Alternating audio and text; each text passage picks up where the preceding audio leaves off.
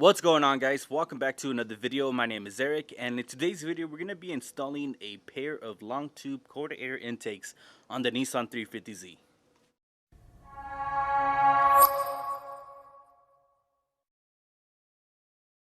Now, don't get me wrong, the stock air boxes are more than sufficient if you're going to just daily drive your vehicle. In my particular case, the stock intake tubing is starting to show some wear, and it actually has some cracks in the bottom. So instead of replacing it with the stock intake tube, I decided to just buy this cold air system. I was going to spend around the same in replacing the broken parts on the stock intake, so I just decided to get an aftermarket intake that was made out of steel, so technically I won't have that issue ever again. Please ignore all this coolant mess here. The car was overheating a few days ago, so it kind of spilled all over this. I gotta clean it up, but that's not what we're gonna be focusing on today, so try to ignore that. We're gonna go ahead and remove the stock system out of the way and install that cold air intake system. And I'm also gonna give you guys a clip of the exhaust to see if it makes a difference, at least when it starts up.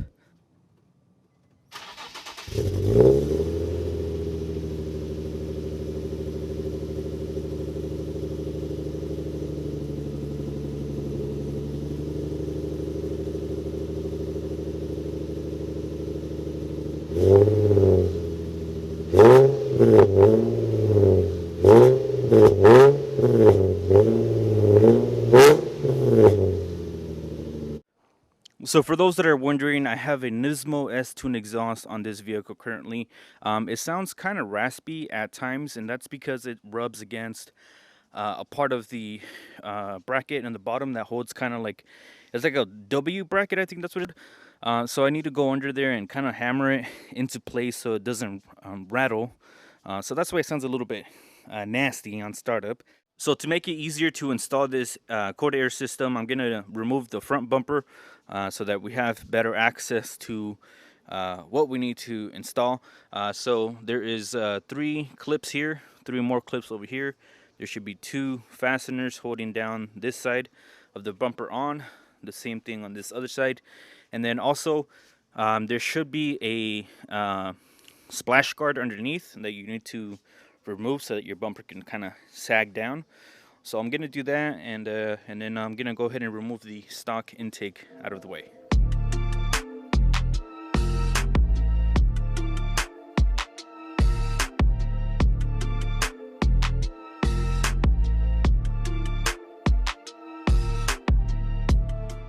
So I did get the bumper disconnected, and I put it off to the side. So the next thing that I'm going to do is remove the intakes, the stock intakes out of the way. There's a few 10mm fasteners that hold them into place. Also, we're going to go ahead and remove our mass airflow sensors on both sides. And then you also need to remove these little bumper brackets, at least until you can get your cold air intakes in. And then you also might need to remove your horns and kind of move them out of the way as well. But first, let's go ahead and focus on removing these intakes, and then we'll go down there and see what we need to remove out of the way.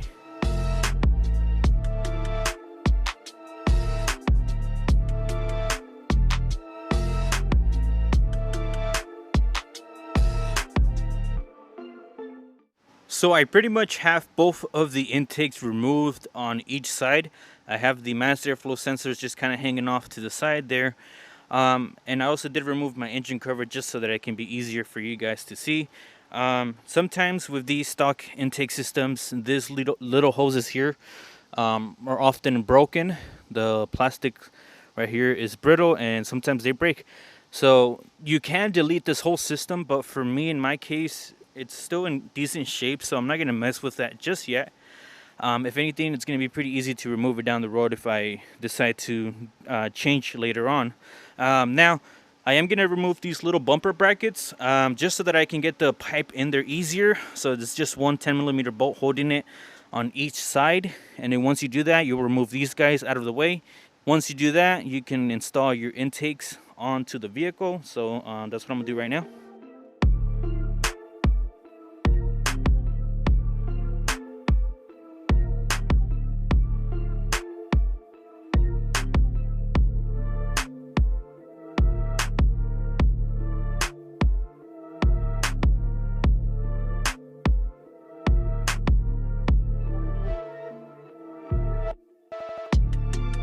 So I finally finished installing the Injen cold air intakes onto the 350Z, and I can say that this took, honestly, it took much longer than it really needed to. It's very finicky to get it installed. The brackets make it harder for this to line up here. There's supposed to be an engine bracket that comes with this kit, which I don't have, which I think that made it a lot more annoying to install. I had to relocate the horns a little bit lower to the floor there, which I managed to do that with the bracket that I had laying around.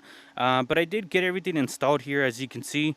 I did have to remove the strut bar because the pipe is too long and it wouldn't fit in here correctly if I didn't remove it. So it's just very finicky, and I kind of don't like it already, because if I'm gonna service the filters in the future, that means I have to remove the bumper again just to get to the filters, because I can't get to them from the top, obviously.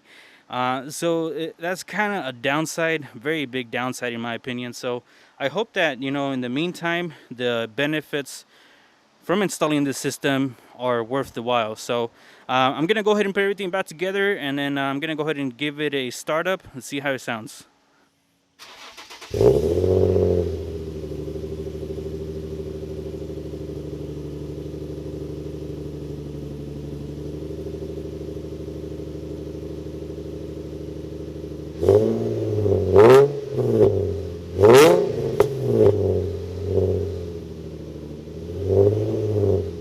2 weeks later. So we actually had just quite a bit of rain these past few days, and basically I just wanted to give you guys a update on the intakes.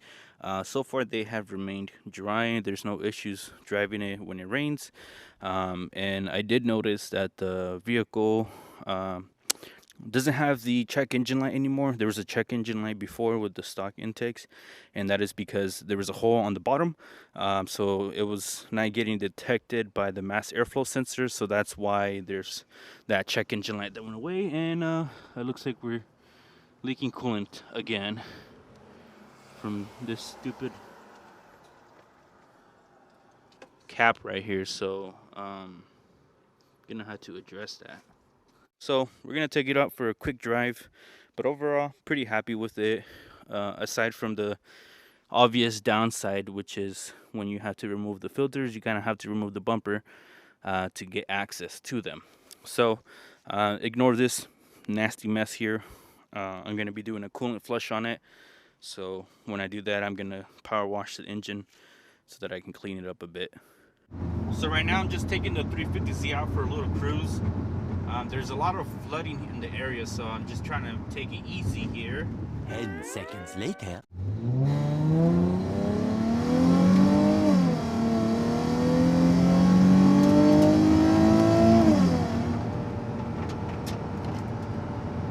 I heard something fall. Hopefully it wasn't my GoPro. So first reaction with the intakes is it definitely picks up speed a little bit faster. I can't really tell too much in the butt dyno, so you would probably have to get the car tuned after doing this. But if you're gonna do that, why not just go for a full 3-inch setup? If you're gonna tune it, it doesn't really make sense to go this route.